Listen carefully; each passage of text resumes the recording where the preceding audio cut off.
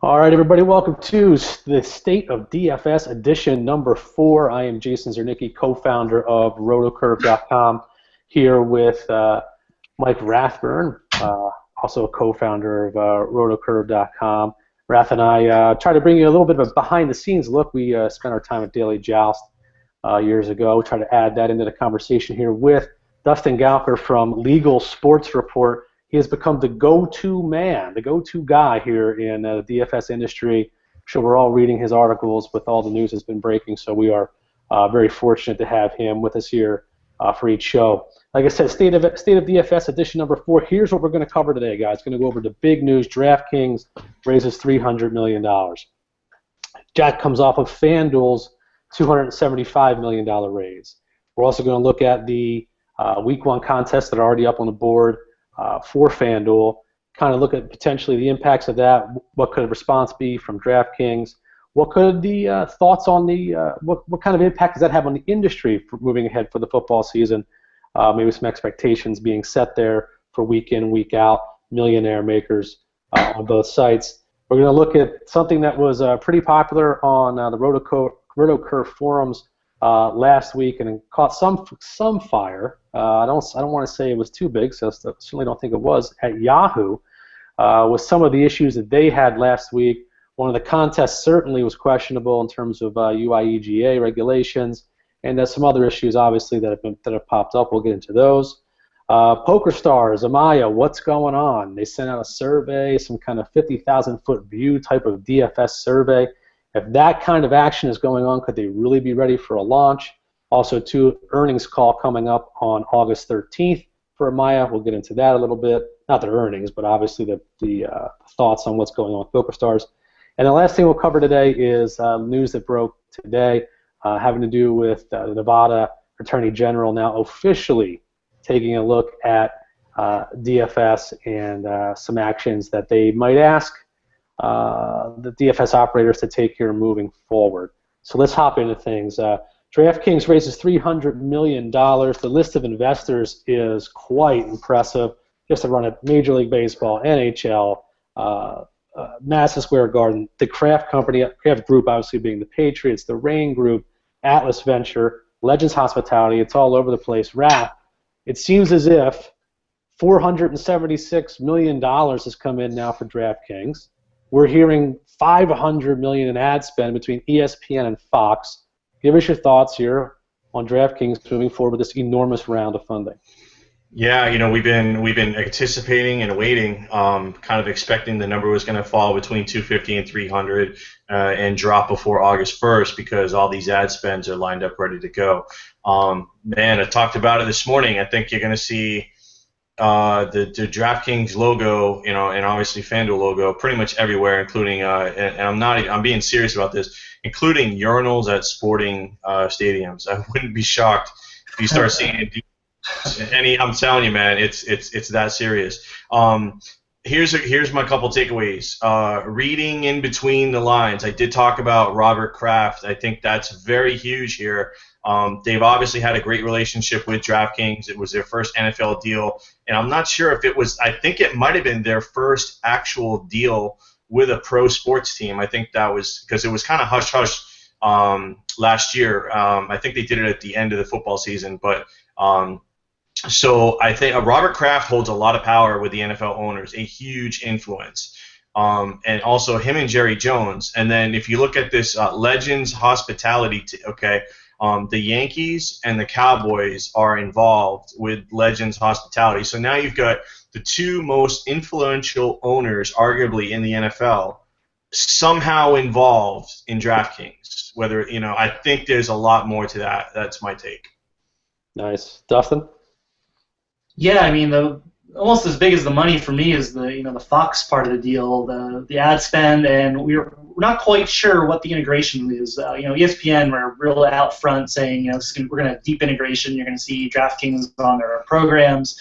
You're not going to be able to get away from it. You're going to even if you don't watch commercials, you're going to see it on their programs. Fox, it was a little less sure. We're only obviously 24 hours into this news, and they were. It sounds like there's going to be integration. So if you're going to see, if you're going to see DraftKings on, Fox NFL Sunday and on their, football broadcast, that's huge. I mean, that's all. for me, that's almost bigger than like a relationship with the league. You're contacting customers immediately. You got millions and millions of people watching these games. They're going to get, even if you're skipping commercials or going to the bathroom, whatever, during commercials, you're going to see DraftKings during that. And the other part is, so much of the Fox property has tie-ins with DraftKings stuff. They obviously have some Major League Baseball. They do NASCAR. DraftKings does NASCAR. UFC, golf, MLS, college football and basketball. Fox has all this stuff. So it's even more beneficial for them than the ESPN content, I think, in some ways, because they have these direct tie-ins to contests they actually run, and it can only help all those other verticals that they're trying to increase. See, I think if we see what DraftKings did with the MLB Network, I think we have to assume that we are going to see fantasy, lineup potentially of the day or fantasy sleeper of the day, whatever. We see that on MLB Network now when they start picking out players. So and so sponsored by this thing. It is so integrated simply into that MLB Network process every day and every night that I think we'd have to see that with Fox. I don't think there's any way that DraftKings would enter into such a large investment in terms of ad spend unless it would be like that. And I will say this: it seems as if Fox can get pretty creative with these kind of things too. ESPN tends to, I don't know, it's kind of toe the line, obviously being under the Disney umbrella. So I look for this. I look for the Fox, DraftKings. I know it's not a true partnership, working together to be a creative one and an aggressive one, especially out of the gates here with football. And I think we're going to see it right away in preseason football as well. They're not going to waste any time with this. The only thing you have to couch it with is FanDuel can still advertise on Fox, whether they would want to or going to. We don't know. I mean, Fox has wide-ranging properties too. That goes down to whatever. I think it counted up 18 FSN properties. With regional coverage of teams and sports. So it's not. That's the difference between ESPN and the Fox deal. It's not exclusive. So FanDuel can still get in there if they want. Right. Obviously, not with the kind of integration you're going to see DraftKings and ESPN, but they can advertise on Fox properties if they want. So. Right, and the exclusivity for ESPN kicks in 2016, correct? That's right. All right, so just a side note there. Also, too, watch CNBC today briefly. It wasn't much. Okay, I think it was at 11:58. They slipped it right in. DraftKings. The news of the investment round mentioned that it's a $1.2 billion valuation now. One of the guests briefly said, hey, isn't there still some question about? And it was pretty much just squashed. So I think everybody continues to just want to lead this charge here and promote the growth of DFS and potentially not the other side of the fence there. So overall, I'm looking forward to it. It's kind of like a broken record. I feel like we say this every time DraftKings does have one of these big deals. I think we look forward to it. I think all of a sudden it's something that many of us in the industry, especially Rath and I, we've been in the industry for roughly 5 years now. The thought of actually seeing these things come right in front of you during a game, during a football game. I mean, 4 years ago, this was something that it was almost not a pipe dream because we thought it could happen, but it really, to see these things come to fruition really is something special for the industry. And hopefully things continue to go on a positive trend, positive note here moving forward. As we mentioned, some of the things we're going to talk about today are a little more in the opposite direction. All right, let's go into FanDuel. FanDuel raises $275 million. Obviously, it's kind of like a cat and mouse game here between what we see and who's raising what, who has what for a championship prize, who has what for week one. All in all, it's still roughly about the same number. But the key takeaway for me from this round of funding for FanDuel was bringing in, I think they called it, Dustin, you called it an acqui-hire of the app company that built FanDuel's app?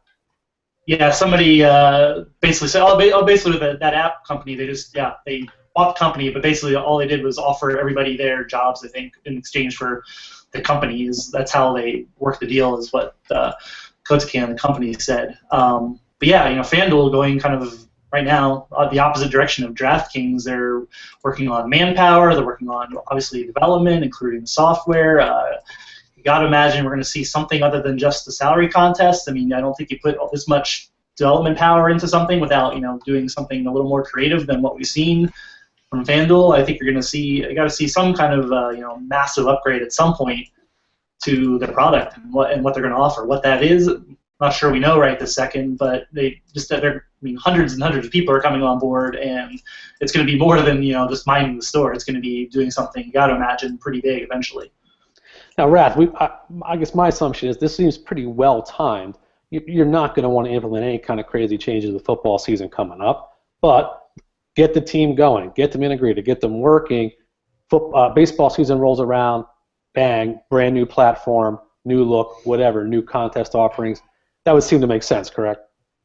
Yeah, no doubt. This is definitely a long-term play, and when you look at it, it's kind of like there was the first piece, which was Zynga, and that's a company that's in the United States, and that was, they kind of bought that. We don't know what they bought it for, but I'm sure they got it at a ridiculous price.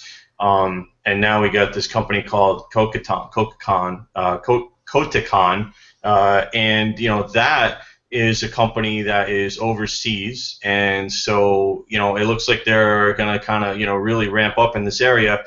Look, no one really was able to ever crack how to get like social media and DFS kind of integrated together. And I kind of joke about it, and I say, they're going to develop Fanville, which is like, FanDuel plus Farmville. Something happened with Farmville, and I think that they're going to try and recreate something, similar to what happened with the Farmville craze, to where it became so viral and almost like was another step of growth for Facebook. I think something's going to happen with social, with Facebook, with gaming. And they're going to try to go that route because there's a huge percentage of the audience out there that they could potentially hit, especially that female market. Yeah, the social fantasy thing is definitely picking up steam. I think I was listening to Penn Gaming's earnings call the other day. Obviously, they own stuff in Pennsylvania. They just bought the Tropicana, but they're looking into what social fantasy sports, basically. There's not a whole lot of that out there right now, but it's this is a major casino company that's looking into it. So it got brought up in their earnings call. So it's it's going to happen, and it wouldn't shock me at all to see something kind of like what Raph was talking about, something a very social fantasy game that's not maybe not money motivated, but something that's more easily played through another app or through Facebook or whatever. Yeah, something that's just more engaging without having to get people to turn money over. Yeah, the virtual currency obviously is extremely popular. It has been for years, and let's not forget. I think it was a terrible name, Rat, but DraftKings did have an app that was. I think initially it might have been called Big Baller, and then they had to change it to Daily Fantasy Sports for Coins. Yeah, something like that. They had the virtual currency. And then I think Facebook shut it down because there was like a backdoor link to a referral to DraftKings, and I think that's what shut it down. It was buried. It was very well buried. And again, I'm just speculating because I just we kind of been in that space and know how to get on Facebook and kind of how to get thrown off Facebook, and that was like one of the no-nos is you weren't supposed to have that referral in there, and there was that direct link to DraftKings. So I don't know if that was the issue, but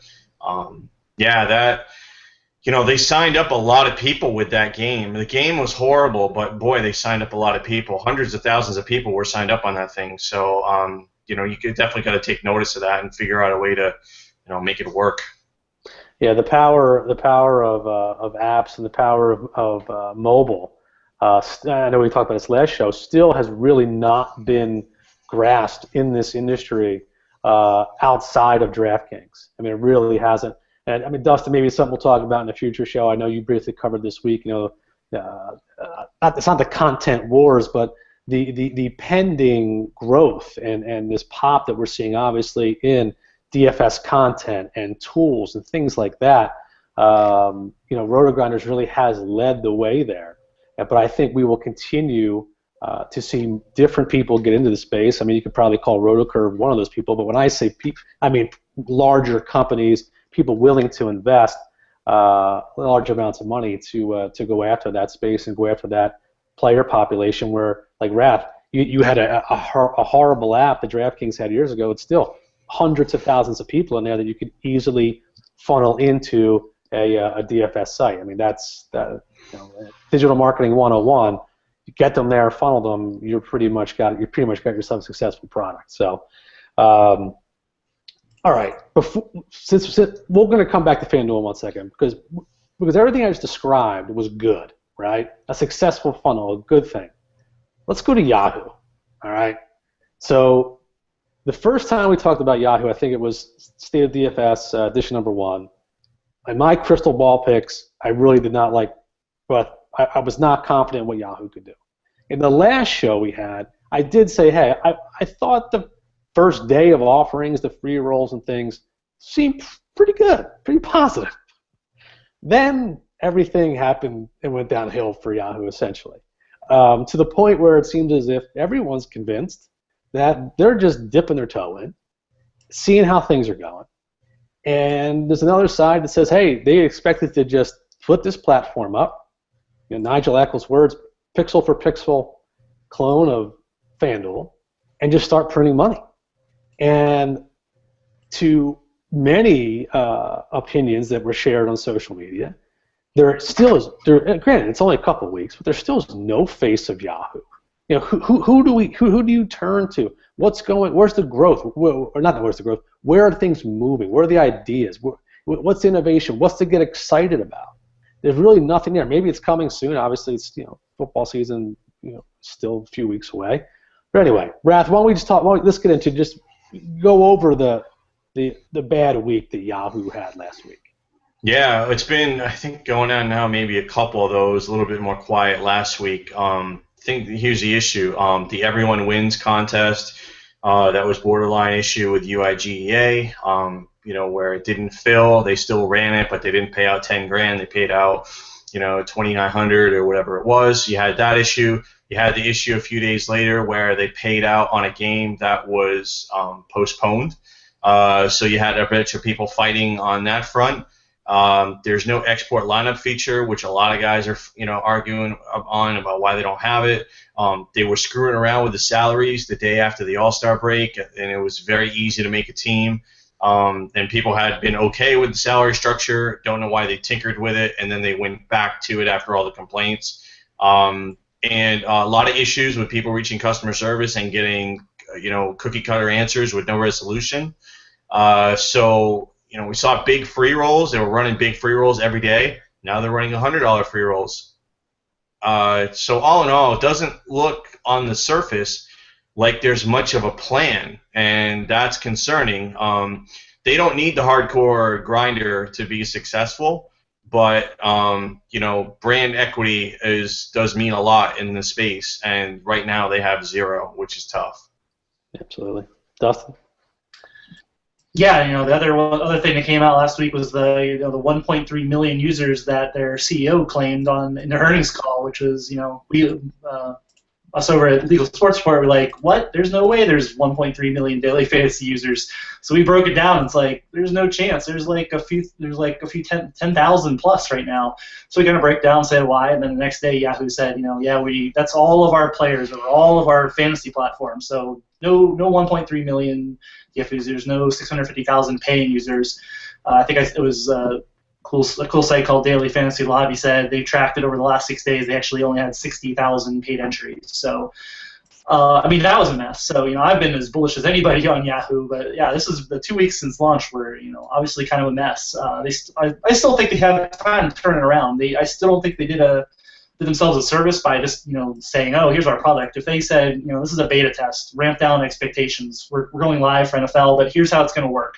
You can kind of look at it, we'll figure it out, and see what we did wrong. Instead, it's like people are expecting a finished product, and I think that's a miss for me from a marketing standpoint because they've created expectations that they obviously haven't met. So yeah, I think it's funny too that the quote outrage on social media wasn't that much, and if you're going to make a mistake like that, make that mistake now, which is normally the slowest time of the year. If that happens during football season, my God, then I think it's there. But also too, the other side of the coin there is maybe it wasn't so loud and popular and outraged because maybe people really just don't care.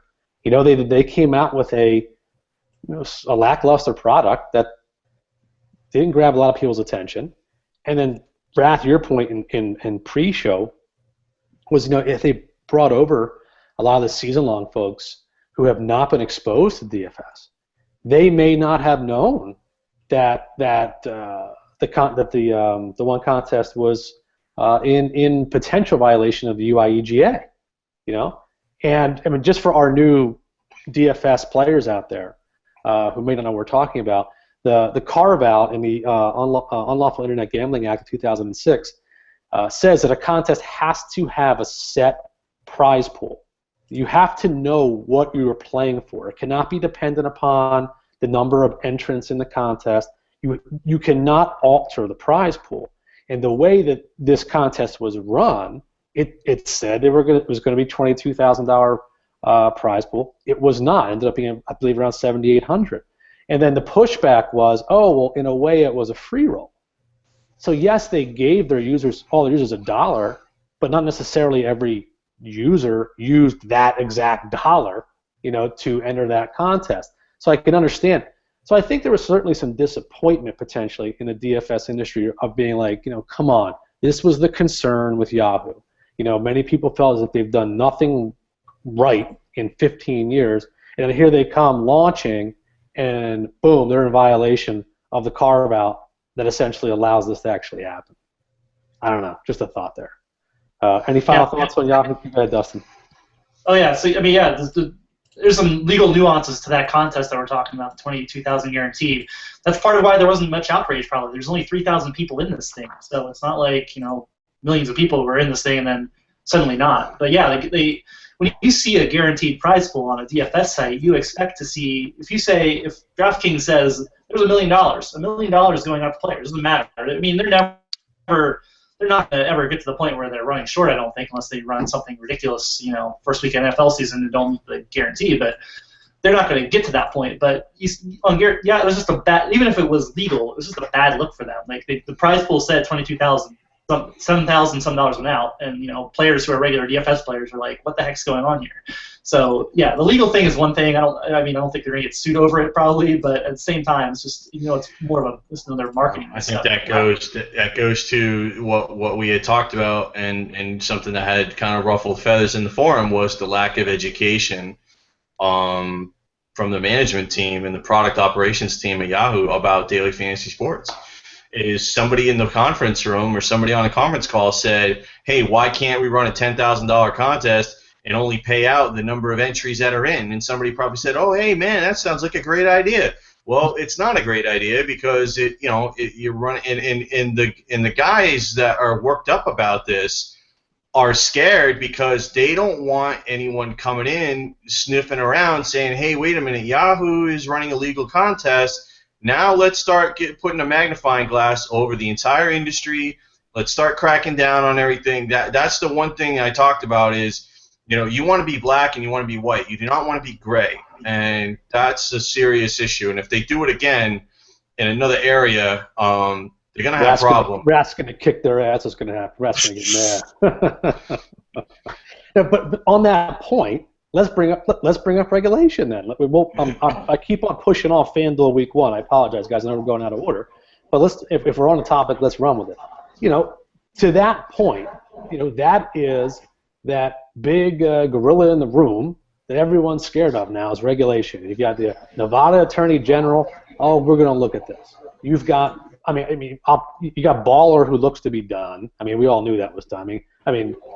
Guys, they were offering people 100% rev share 6 months ago for affiliates. So they were done.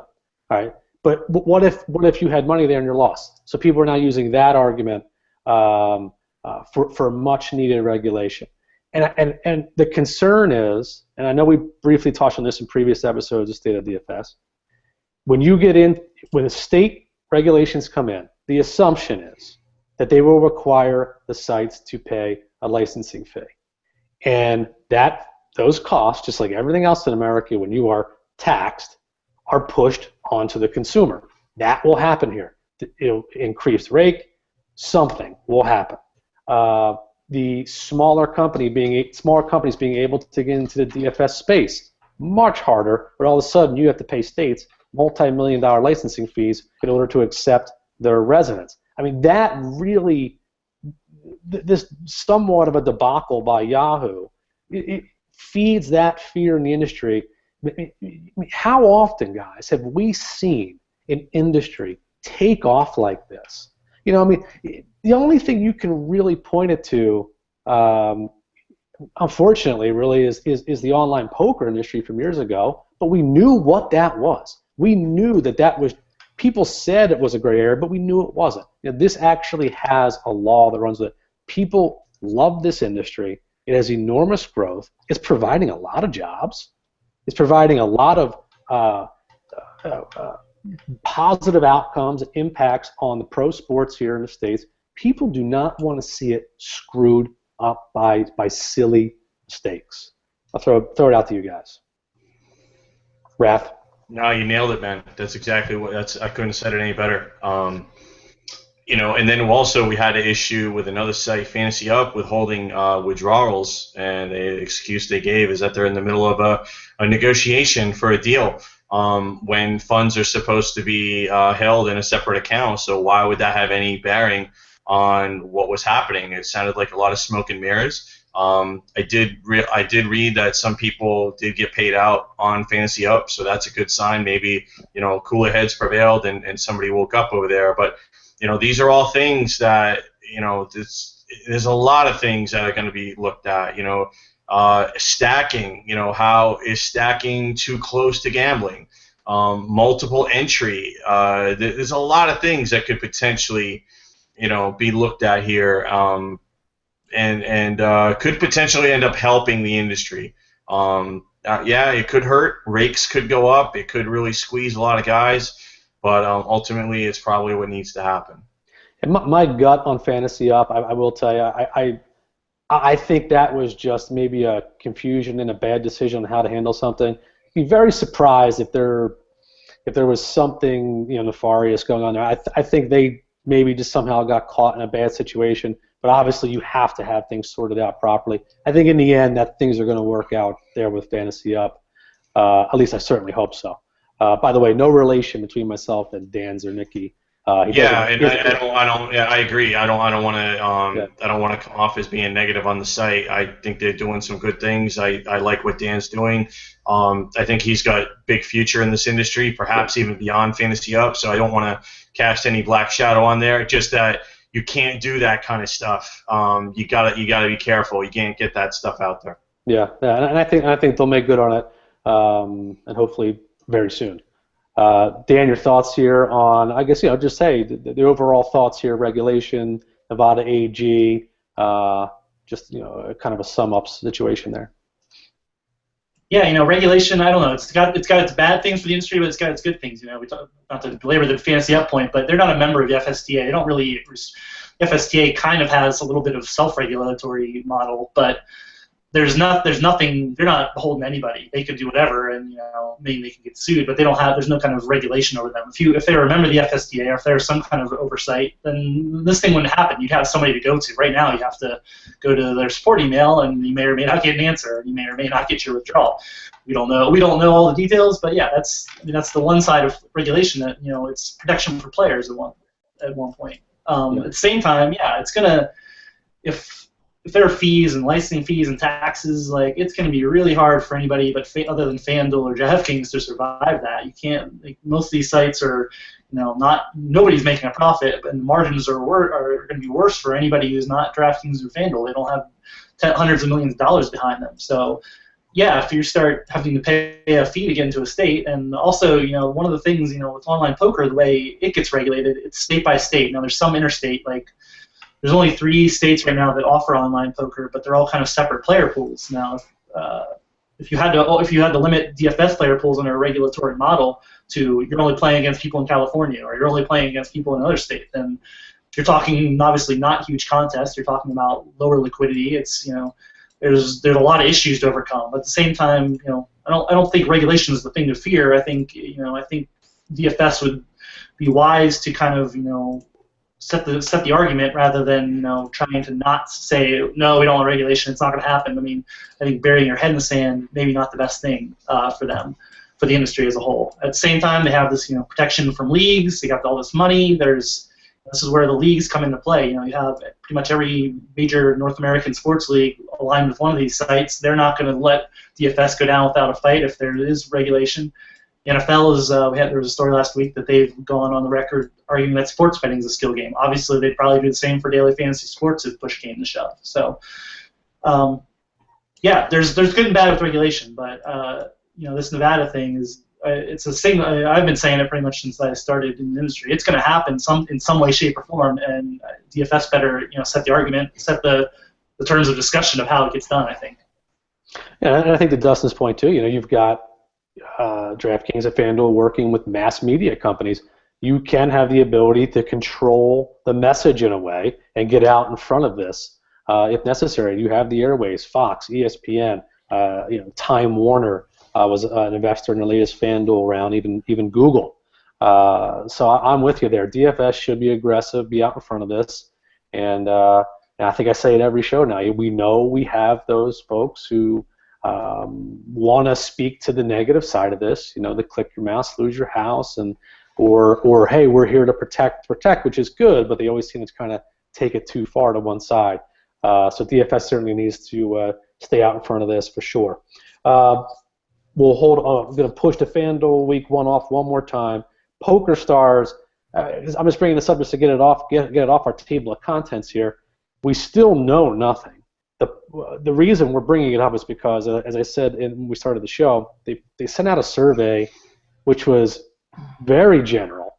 I thought, hey, maybe that could be a soft marketing push of saying like a prep of the market, before they launch a product, just to kind of get that out to their email, to their audience via email.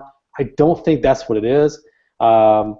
Rath, tell us your thoughts here just on this survey, kind of what it makes you think about what's going on with Amaya / PokerStars DFS ventures. I think that it was going to be it's basically the measuring stick, and it's a temperature gauge for whether or not they're going to get into DFS. I think if the results of the survey were not positive or what they needed it to be to go forward, then they're not going to go forward. I think that's really what it comes down to. I think that I had talked about this in maybe the first. We had done some predictions in the first DFS, State of DFS, and I said I didn't think PokerStars would launch this year, and that's what it's looking like more and more. Look, I'd love for them to launch, but look, it's the end of July. It's virtually impossible to get something off the ground that's going to be a viable product at this point, unless they've got it done. But why would you run a survey if you have it done? So my take is it's a temperature gauge. Do we get involved in this? Do we spend the money and the resources over the next 12 months? I also think that I think that they've been in discussions with other sites, and perhaps those discussions have broken down, or they're going to revisit them at a later date. But I think that's a piece of this as well. Rath, you know something you're not telling us. You just read between the lines. In the survey, I think the question was pretty direct. It said, would you play on a site that was branded by PokerStars or owned by? It basically alluded to like a third party or them acquiring somebody, and would you still play on it? So you gotta assume that they've been in discussions with somebody out there. Not saying who it is, but So Dustin, let me ask you this: Amaya has an earnings call on August 13th. Do they launch or at least make a statement on their DFS platform before that earnings call? Let's put it this way: if they're going live for NFL, I think they have to be out for that earnings call. I don't see how we're September 10th, first NFL games. So next week we're 6 weeks away. PokerStars, I think I said before, they beta test when their client goes out, they beta test the crap out of it before they call it their client. I don't see them with an internal client for DFS, that runs off their PokerStars software going live by NFL season. If it's part of the client and part of the PokerStars, brand internally, then I don't think they're going live for NFL. I don't see how that could happen. If they still do have time, if they're going to acquire a site and say, hey, this is PokerStars DFS, and it's just they have another URL pointing to a site that already exists. That could happen. They could announce that at the earnings call. That's a possibility, I'd say. But I think if you're not ramping up here in the next week, I think you're behind the ball. I don't think it's going to be really hard to get any traction for this NFL season. At that point, they might as well just wait till later on. And there's also, PokerStars is really huge in Europe. They have gaming licenses. Maybe they're looking at soccer. I don't know. I don't have any instant information on that, but they can instantly, if they're putting it in their client, they can instantly get in front of a ton of people who are, into soccer. They're in the UK, they're in France, or in all the big markets in Europe, and they could, they could make a push in soccer. Obviously DFS for soccer hasn't, been the holy grail that some people had hoped for so far, but PokerStars has decided advantages in that part of the market. So.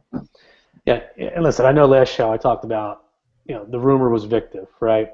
And in terms of them, PokerStars or Maya acquiring Victive, and that's how they were going to come into the market. We've had a source tell us that that's not happening. But we've also heard that before with other things, that certain things aren't happening and then they do. My only thought here is this, and Victive has been very quiet. They had $3 million in angel money. As far as I know, there was not any other public information in terms of rounds of funding. To me, it's still kind of, like I said, disclaimer, there's nothing to support this, but I'm just saying I can see why there are people out there that continue to beat that drum. And like I said, there's nothing to support it, but I don't know. But we'll leave it at that for now. The assumption still is that Amaya is launching their own product. When it is, I guess we're going to know before or on August 13th for their earnings call. So August 13th will obviously have us a lot closer to the NFL season, and it's kind of. I think I saw. We'll give Dan Bonk a little ink here, a little digital ink, when he called it Happy FanDuel NFL Salary Day. I think he said on Twitter, and it's true. I think it's something we've come to look forward to. FanDuel drops their NFL Week 1 contest relatively early here in almost mid-July this year. I had a lot of people say, why do they do this? This makes no sense. So many things could change before the season starts.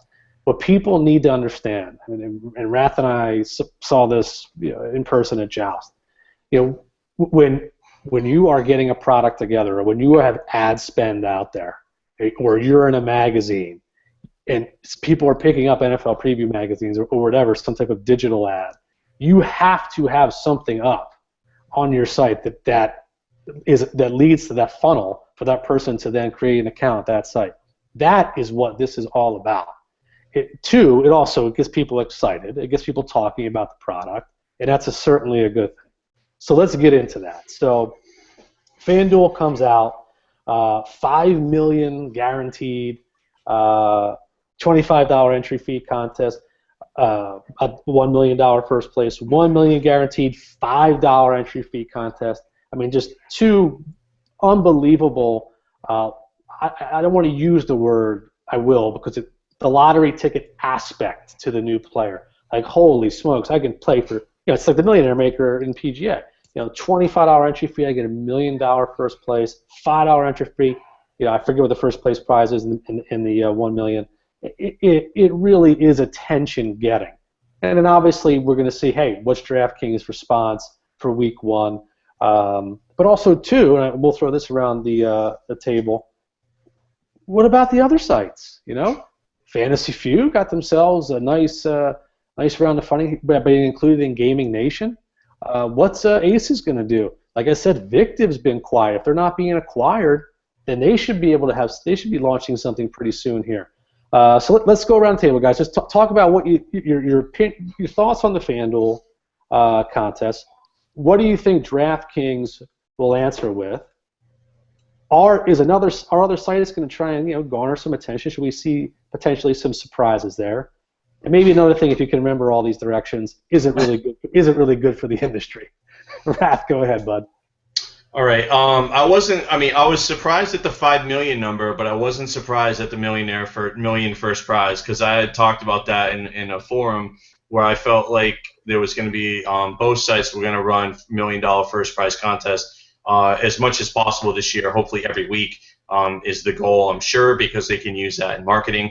You don't want to run a millionaire first place contest and have to change your ads. So that I definitely feel like millionaires will be crowned in a $20 or $25 entry contest every week in DFS on FanDuel and DraftKings. It's not something. Look, you play it with zero expectations of winning. I mean, that's really what it comes down to. The average Joe, you can't expect to win. I mean, you play Powerball, you don't expect to win. I mean, so it's a form of entertainment. It gives everybody a sweat. It's fun to watch all the scores go up and down on Monday Night Football to see who's going to potentially win $1 million. So, from that perspective, it's good for the industry. Some of the other stuff that I think was interesting, have to give FanDuel a lot of credit for the large field single entry tournaments that they put out there at the $1, $2, and $5 level, and I think they may have even put up a 10. I do see some large single entry tournaments, so kudos to them for doing that. They've obviously been listening to the people like myself that have been grumbling about single entry in the industry, so that's good. And the one thing I'm not in love with is those giant 50-50s with a 500 entry cap. I don't like that at all, and I really wish that they would curb that.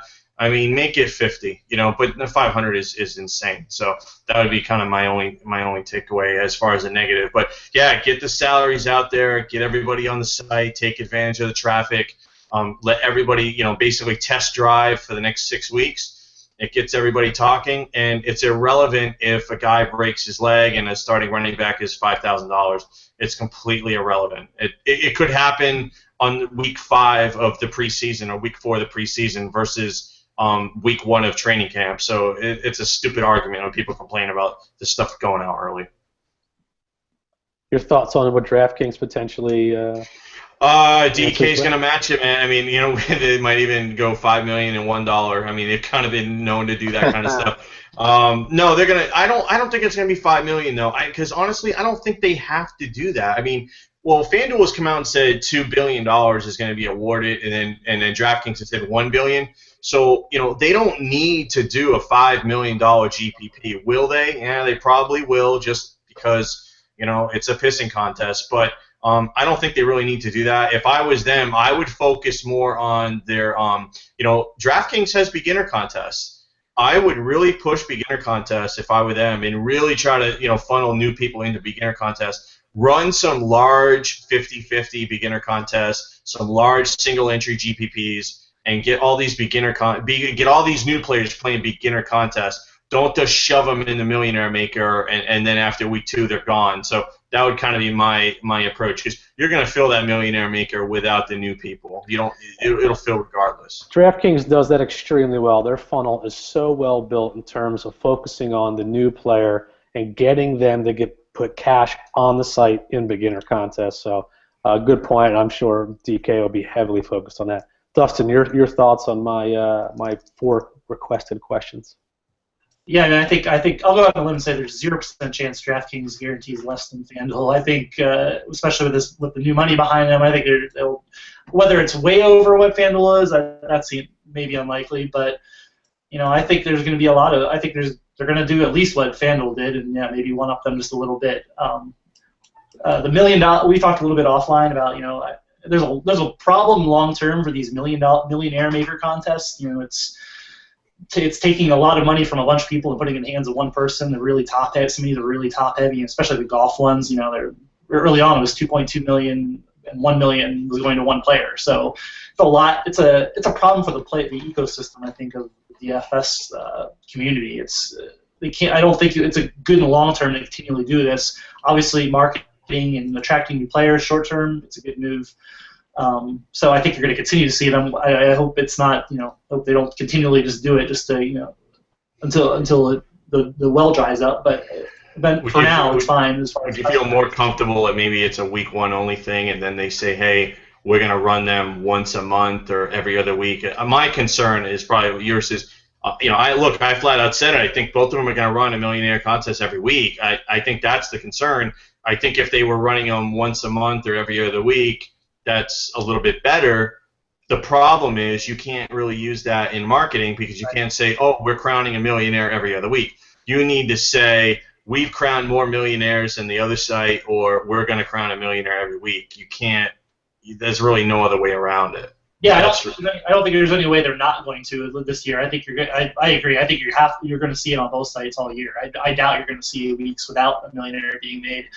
At the same time, you guys know it's a skill game. There's a problem with the money and how it gets redistributed to players. So if you already have the best players getting a lot of the money, and then you're consolidating a lot of money from a bunch of different people into one person, and that money may not be going back into the system. That person might be buying a house with $1 million, so it's not going back into the DFS system. So it's a problem from that standpoint, I think. Long term, short term, it's not the end of the world certainly, but you'd hope that one-upmanship game of always having to have millionaires goes away eventually, or there's enough liquidity that it's not really affecting the ecosystem. On the other sites, I think I would be shocked if at least one other site doesn't offer a 7-figure guarantee. I don't know which one it'll be, or maybe more than one, but I think some of these second-tier sites behind DraftKings and maybe Yahoo too. The numbers they have so far certainly don't lead you to believe that they're going to have $1 million contest. But if they promoted the crap out of it over the next month, launched an NFL contest, $1 million guaranteed total, maybe they can get there. But yeah, I think we're going to see a 7-figure contest from somebody. I don't tend to know who, and I don't have any inside information. But I think I'd be shocked if we don't see that. The last time that we had 3 players in the industry, we had DraftStreet, DraftKings, FanDuel. DraftStreet was the first one to come out and say, we're going to crown a millionaire, and we see what happened with them. Is somebody going to overshoot their market, regardless of how much money they might have in a coffer? Is somebody going to drastically overshoot, have massive overlay, and then have to kind of retract and withdraw kind of a little bit? After that, I think that runs a very dangerous risk if a third site were to try to come in and crown a millionaire at the end of the season. I think it's 50-50 that it's going to happen. I certainly wouldn't want it. I would not want to be the one writing that check because I don't think that this is the time to do it. But I can see it happening. Yeah, I'd be surprised. Go ahead, Dustin. Sorry. I just don't think a millionaire is going to be a crown. I don't think it'll be a millionaire maker. I think it might be a $1 million guaranteed prize. I think I can see that. I'd say 75% chance that another site runs a $1 million GPP, probably live event at the end of the year, or an event at the end of the year. Yeah. I could see. I don't know. I was going to say Aces. 250,000. I think the base was baseball 250 or 500. 250. 250. Right? Yeah, I don't know. That's a joke. Yeah, Feuds is 500. If you want to place odds on who's going to do it, I think you got to make Feud the favorite. And then Aces would be right behind it. Aces is usually more conservative with what they do, just based on what they've done in the past, and it's worked for them. Feud has been very aggressive with baseball, and they probably are going to continue to be aggressive with football. So if I had to place money on it, probably like 3-2. Feud runs a $1 million, week 17, week 16, whatever you want to call it. Ace is probably more like 5-1, 6-1 to do it. Nice. Yeah, Feud has what was I going to say? Feud has I forgot what I was going to say. Fantasy Aces, their deal closes with the other company that they're merging with, or the reverse takeover. I think that's supposed to close sometime next month, so they'll have a little more certainty. Fantasy Feud has a lot of capital behind them. They could, if they wanted to run a big contest, they could probably afford to eat the capital. They could dip into that and say if it doesn't work out, it's not the end of the world. But they're the only site that could probably. Well, I think the thing with Feud is that Feud has the potential of tapping into the FantasyGuru.com database user base. That's a huge, hardcore, season-long fantasy football subscriber base that's been around for a number of years. So I think that If they're gonna make a splash, that would be the direction that they could do it. They don't necessarily need to, spend millions of dollars in TV ads. I think that I'm seeing them pop up a lot more on digital as far as digital marketing. So that's good, and they can tap into that fantasyguru.com and really bring over some pretty big, chunk of season-long players as well to their platform. Yeah, remember Gaming Nation raised $50 million already too. So I mean, I would expect Feud to come out and be aggressive. Yeah. I saw a Fantasy Aces commercial the other day too, so it's those are out there on TV apparently. So. Oh, nice. I haven't seen those yet. Yeah, they actually it went out on YouTube. I haven't seen it on TV yet, but it's a very well done ad. They did a great job with the footage that they captured at their live events.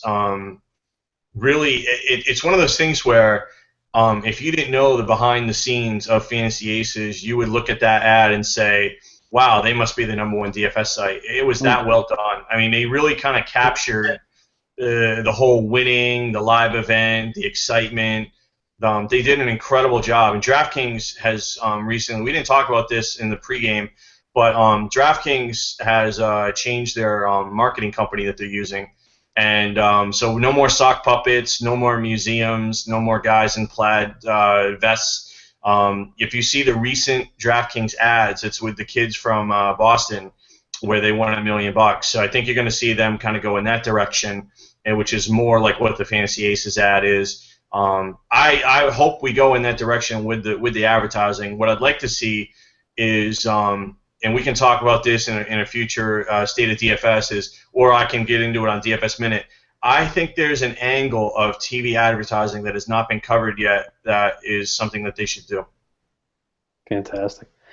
All right, guys. Well, I think to sum up today's show, there is just a lot of fun and exciting things going on in DFS. And when we're talking about somebody like Feud potentially putting up $1 million contest, we obviously know the growth here just continues to run wild. So I want to thank our guests, as always, here from Legal Sports Report, Dustin Gowker, and then myself and Mike Rathburn here at RotoCurve. This was State of DFS edition number 4. Look for us. We normally come back every 2 weeks. We might be back a little sooner. We're working on potentially on a special guest appearance. We'll let you know. But thanks, guys, for viewing the show tonight, and we'll see you back here as soon as we can with edition number 5 of State of DFS. Everybody have a great night.